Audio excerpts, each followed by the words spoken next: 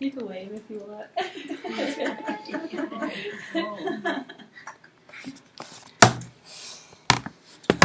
Thanks, Ryan. All right, so who here enjoys eating out? Right? I think that it's safe to say that most of us would agree that there's just something nice about being able to go to a sit-down restaurant with family or friends and to just enjoy time spent with one another without all the fuss that goes into planning and preparing a meal, and not to mention the hours afterwards spent putting it away and cleaning up. In a study I found on foxbusiness.com from the Bureau of Labor Statistics, it said from the year 2015 to 2016, for the first time ever in history, Americans spent more money on eating out at bars and restaurants than they did on groceries. Wow. Right? I myself have been working at a restaurant for a little over half a year now. It's a steakhouse called Ruby River in Ogden. My husband Ryan worked at Wingers in Rexburg, Idaho for a little over 2 years. So this is something that's personal to me and very interesting to myself. I spent the past few months researching and observing ways that I can improve as a server.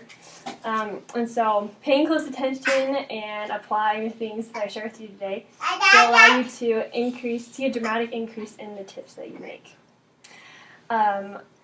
To demonstrate this, I've narrowed it down into 4 simple words that will be easy to remember and easy to apply. First, to anticipate. Second, to inform. Third, to deliver. And fourth, timeliness. To start out, a good server anticipates the needs of those they are serving. A good way to do this is to spend a majority of your time throughout the night being in your section.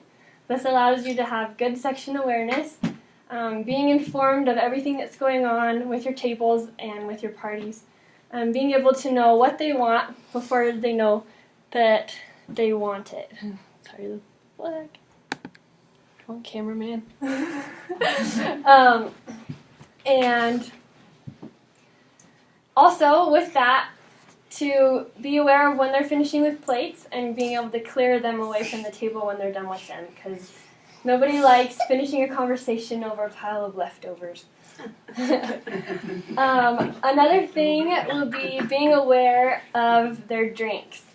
I think that we all can agree that there's nothing more frustrating that while you're out to a nice meal and your drink gets down to the ice and you spend several minutes or maybe the rest of your time there wondering where your server is and when you're going to get a refill. In the server guide given to me on my first day at Ruby River, it said under the tip meter section that this is a staple measuring stick in service. If their drinks aren't full, then they aren't going to be happy. When their drink reaches about 50 to 75% full, you should plan ahead and grab a refill the next time you're back in the kitchen. Another thing to be aware of is body language. Majority of communication is through nonverbal. As you're being aware of what they can be communicating to you, you can pick up on subtle hints of if they're unhappy with their meal, instead of waiting for the end for them to complain to you. This will help ensure customer satisfaction. The second point is for a good server to inform. Know your menu.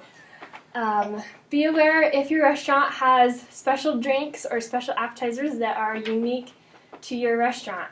At Ruby River, we offer root beer that's hand brewed and comes straight from the tap, served in an ice-cold mug that's been chilling all day long.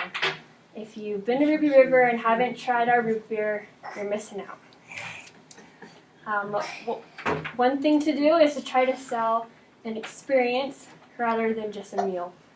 One thing in Toast, an online restaurant managing blog, says is to every person at a job needs to try to work smarter, not harder. You do this by selling an experience rather than a thing. Also, don't just assume that your customers know what you're up to. If you're going to be returning soon with refills, or if they should expect a 5 to 10 or more minute wait on their food, or if you're just going to be gone off the floor for a while to be greeting a larger party, let them know that so that they're not left wondering where you are or wondering if they're being neglected. All these things will help your customers to feel that you are aware of them and help them to be happy. The third point is to deliver. It's important that after you make promises to your customers, that you follow up on those promises. In a study done on consumers.com, it said that 32% of people that replied stated reliability or keeping promises as one of the top 3 things that they look for. So I think all of us can think back to a time when we were at a restaurant and we asked our server to bring us back an additional thing of ranch or a refill of Coke, and it took several minutes or maybe the whole rest of the time, and they never returned back with that thing that we asked for, which left us, the customer, feeling frustrated and neglected. If we are not delivering on our promises, it will weaken your impression and therefore weaken your tips. The fourth thing a good server does is work on perfecting your timeliness.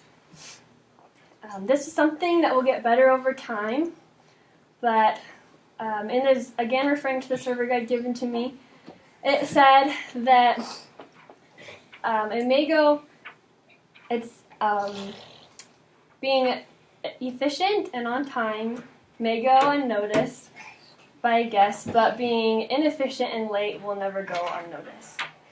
That being said, there's a fine line between being time efficient and making someone feel rushed. In a report done on consumers, it said that 59% of people complained that their plate was taken from them before they were ready for it to be taken, which can also be frustrating in a different way. And so this is something that as you practice, you'll be able to work on. And if you find yourself struggling with this, you should ask a manager or another server for ways you can improve. To conclude, we've gone over today 4 things that can help you to increase your quality as a server. 1, anticipate. 2, inform. 3, deliver. And 4, timeliness. I know that as you apply these things to your qualities as a server, you will see an improvement in your tips and in your confidence as you serve. And leave these with you.